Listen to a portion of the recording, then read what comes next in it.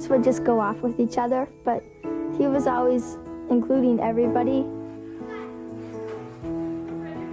He talked to the girls sometimes. Some of the boys in the younger grades were really, they thought the girls were poisonous. Especially talking with girls, he'd just go up and just talk and be funny and everything, and they really liked him. Max was a handsome kid. He's a bright kid. He was a personable kid. He's the kind of kid who could see someone's mother, an adult, as a person. Just one of those people that you always are happy when you're with because they're so happy. He was funny. He had a really good sense of humor, and he was just really cool.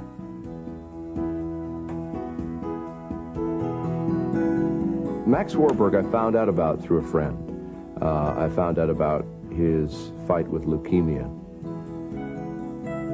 We decided, well, let's go to Lars Anderson and ski down the hill and take the toboggan down. And that's what we did. We took pictures, not thinking that those would be the last pictures we would have of Max. We received a telephone call to say that he was in children's hospital. I just thought he'd go to the hospital for a little bit and then come back and he would be fine. We were talking, and then he said, you know, Max has leukemia, and I was kind of like, what? And I didn't really know much about leukemia or anything, so I thought it was just some kind of virus. I didn't really know much about it.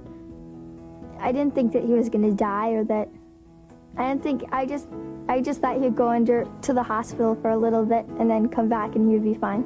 He left and he said, I'll see you in the spring. He was just very, very optimistic about it, very sure. I kept track of him every day from that point on. I'd see him and check him out, say, how you feeling today, and look him over. And I kept track of him from that day on. Every day I wanted a report on Max.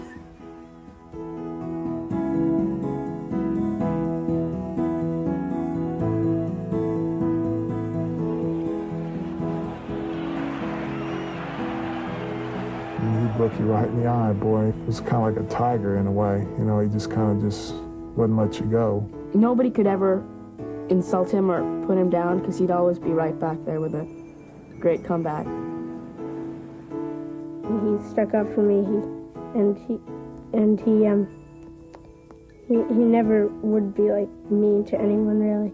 I think the most courageous thing about Max was that even through his illness, he kept his positive attitude. I mean, when he got cancer, nothing about him changed, which I was really kind of expecting. I mean, I didn't think that he totally changed his character, but I thought that he'd changed in some way, and he really didn't. He was the exact same person.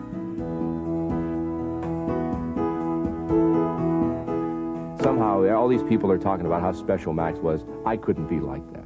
You don't have to be facing a life-threatening disease to be courageous. You have no fear if you don't need courage. It's when you have fear and you're aware of what can happen, but you do it anyway. That's courage.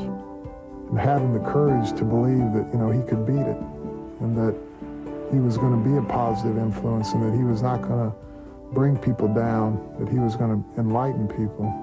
You know, that in itself is courage. He was a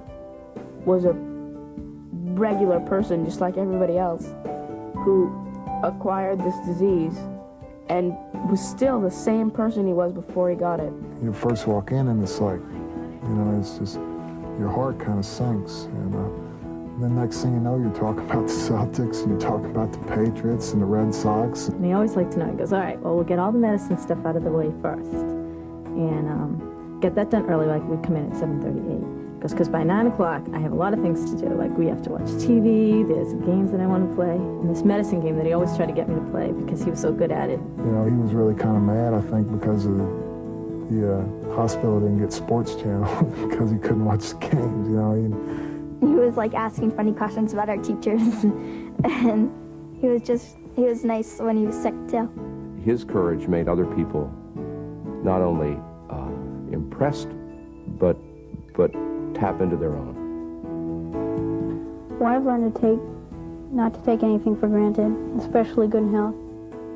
In his eyes, he still had that spirit that had so captivated me and just about anybody else who had met him. He wasn't depressed at all, I don't think. Well, I'm sure he was, but he didn't really show it.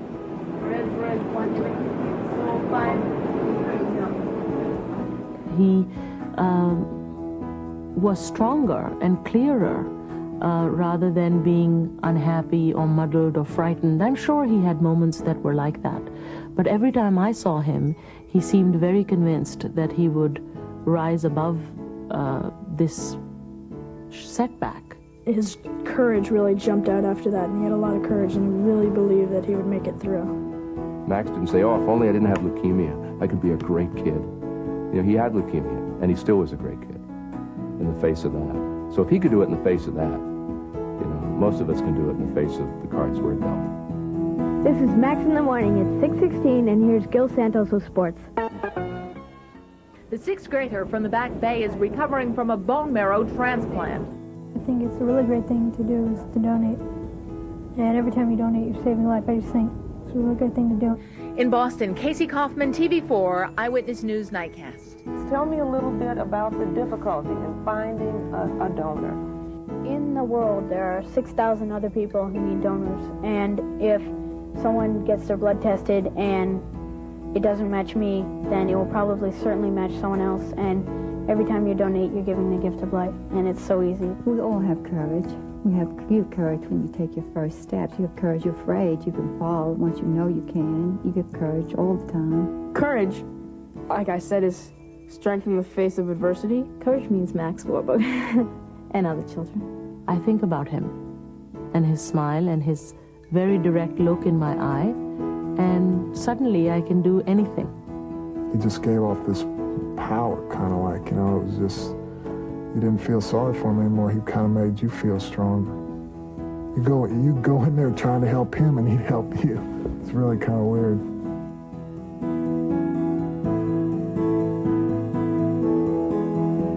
Dealing with growing up takes courage. If you're facing down peer pressure that in your gut you know isn't the right thing to buckle to, that's courage. You must be who you are, in your skin, where you are, rather than wishing you were somebody else or some great athlete or some movie star somewhere else in some other world.